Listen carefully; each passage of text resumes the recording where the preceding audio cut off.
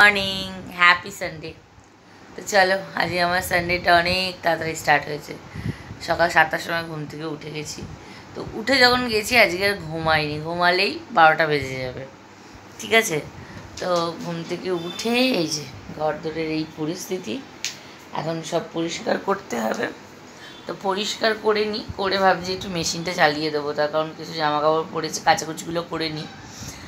আর এক সপ্তাহ বাদে এই সব পরিষ্কার করতে হবে, ঘর ঝাড়তে হবে। কী করে করে উঠবো আমি জানি না, কিন্তু করতে হবে। তো চলো, আজ রবিবারটা সারাদিনটা আমার সঙ্গে থাকো, করি সারাদিন। আর একটা খুব ভালো একটা চলো কাজগুলো কমপ্লিট করি। সকাল সকাল আমার গপুর দর্শন করে নাও। এই যে স্নান হয়ে গেছে, ওদের পুজোও হয়ে গেছে। চলো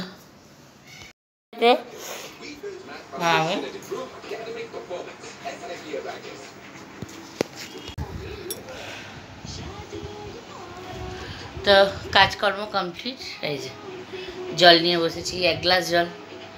তারপর 9:30 নাগাদ ব্রেকফাস্ট করবো।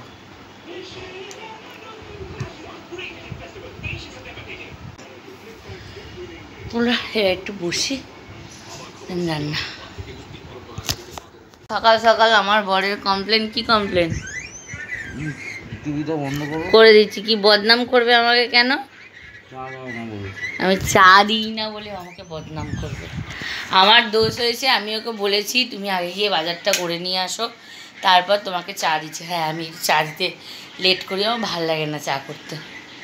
চলো, বাজার এসে গেছে, মাংস ধুয়ে পরিষ্কার করে নিই, তারপর আবার আসছি। এই যে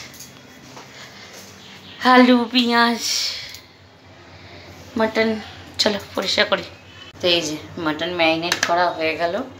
এবার সব এই যে আলু পেঁয়াজগুলো কুটে কাটে রাখবো। চলো হাতটা ধুয়ে ফেলি।